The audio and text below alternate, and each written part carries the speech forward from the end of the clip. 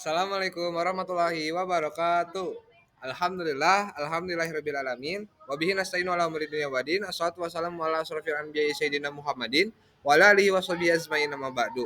Alhamdulillah, terima kasih kepada Ibu Dewi Arianti selaku guru PIBP kelas 12 dan teman-teman sekalian. Di sini saya dari kelompok 6 akan mempresentasikan tentang Daulah Abbasiyah.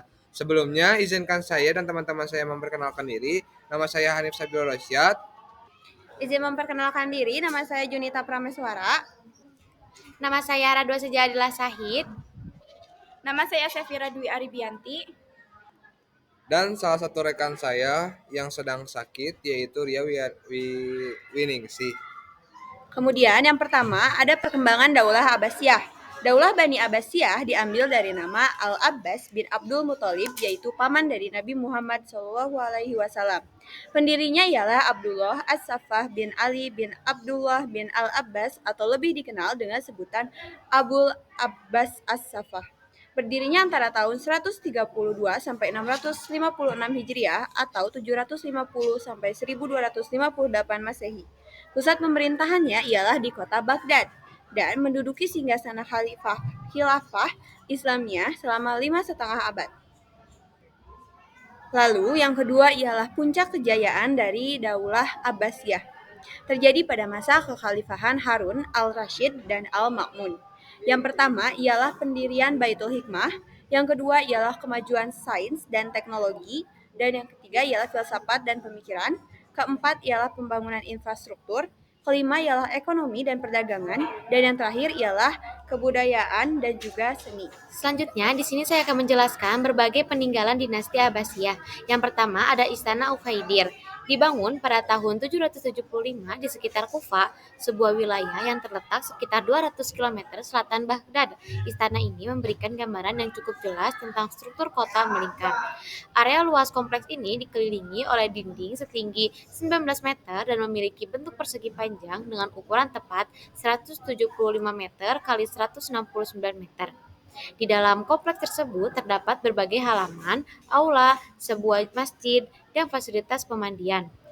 Penyekatan bangunan dengan tembok setinggi mirip benteng adalah salah satu ciri khas yang melekat pada dinasti Abbasiyah.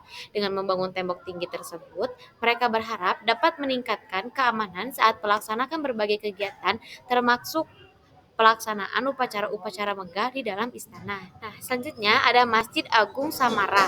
Pada abad ke-9, ketika kekuasaan Khalifah Abbasiyah di Baghdad semakin melemah, Khalifah Al-Mu'tasim memutuskan untuk memindahkan ibu kota ke Khalifah ke Samarra yang terletak 125 km utara Baghdad. Di kota baru ini, mereka mendirikan suatu kota yang luasnya mencapai 50 km sepanjang Sungai Tigris, melibatkan area seluas 150 km persegi. Masjid ini dikenal sebagai Masjid Agung Samarra. Pada masa itu menjadi masjid terbesar di dunia. Dibangun antara tahun 848 hingga 852 oleh Al-Mutawakkil, putra dan pewaris Al-Mu'tasim. Masjid ini memiliki dimensi 239 meter kali 156 meter dan dikelilingi oleh tembok tinggi yang didukung oleh 44 menara semi melingkar. Keseluruhan struktur ini berdiri di dalam wilayah berpagar seluas 444 meter kali 376 meter. Nah, yang terakhir ada Makam Zumurud Khan. Terletak di tengah kota Baghdad, struktur ini berdekatan dengan terkenalnya Madrasah Mustansiriyah. Sesuai dengan namanya, bangunan ini didirikan oleh Zumurud Khatun, ibu dari Khalifah An-Nashir,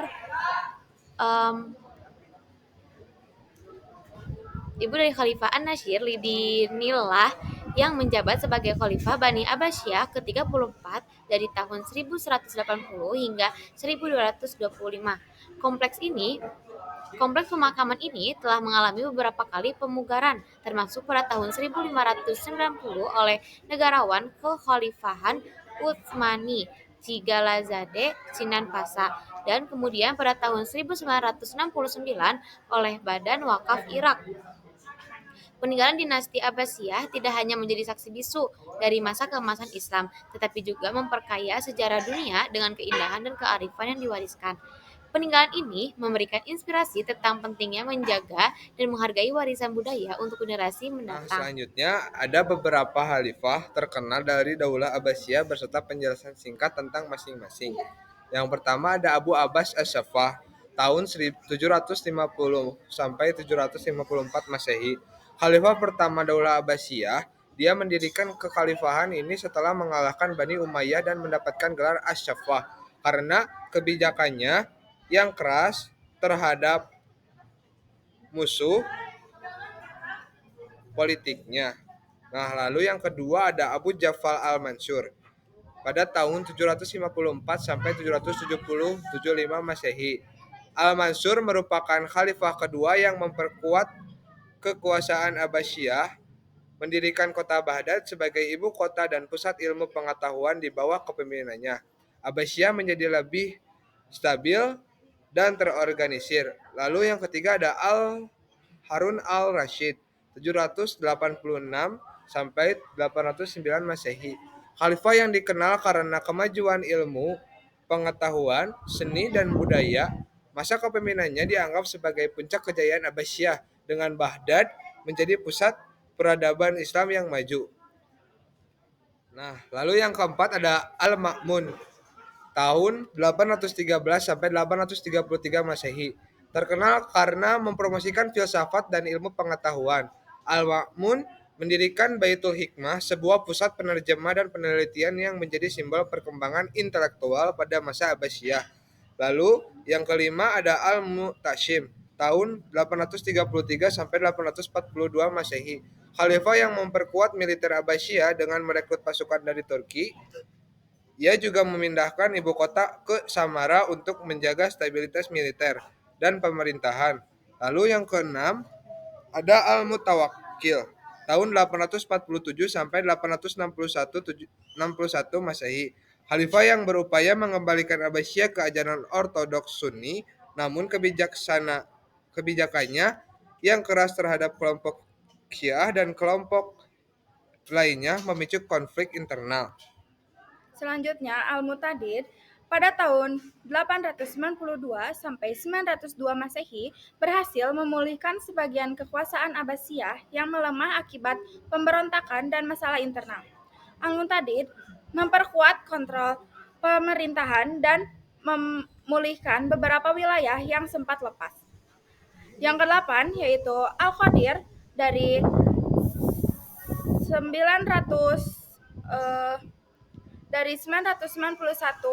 sampai 1331 Masehi berusaha menstabilkan Abbasiyah yang mengalami kemunduran di masanya. Abbasiyah mulai kehilangan kendali atas banyak wilayah. Namun, ia tetap berupaya menjaga kedudukan Abbasiyah di dunia Islam. Selanjutnya, yang terakhir yaitu Al-Muntashir pada tahun 1226 sampai 1242 Masehi terkenal karena mendirikan Universitas Muntansyiriyah di Baghdad yang menjadi pusat pendidikan besar masa ini, merupakan salah satu upaya untuk menghidupkan kembali kebesarannya Abbasiyah di tengah kemunduran.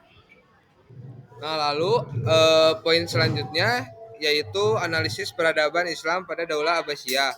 Daulah Abbasiyah pada tahun 750 Masehi sampai 1258 Masehi berperan besar dalam perkembangan peradaban Islam. Berikut adalah ringkasan dan poin dalam beberapa aspek utama. Yang pertama itu ada ilmu pengetahuan dan teknologi. Isinya itu ada lembaga pendidikan, ada ilmu fikih, ada ilmu nakli, dan ada ilmu akli. Lalu yang kedua itu ekonomi. Isinya itu ada pertanian, lalu perdagangan, lalu ada industri. Yang ketiga itu seni, ada seni bahasa yaitu sastra. Yang kedua itu ada seni suara, musik dan tari. Yang ketiga itu ada seni rupa dan yang terakhir ada arsitektur. Nah, masa Abbasiyah menunjukkan kemajuan signifikan dalam ilmu pengetahuan, ekonomi dan seni yang memperkaya warisan peradaban Islam. Mungkin sekian presentasi dari kelompok kami. Mohon maaf bila ada kata atau kalimat yang kurang berkenan. Wassalamualaikum warahmatullahi wabarakatuh.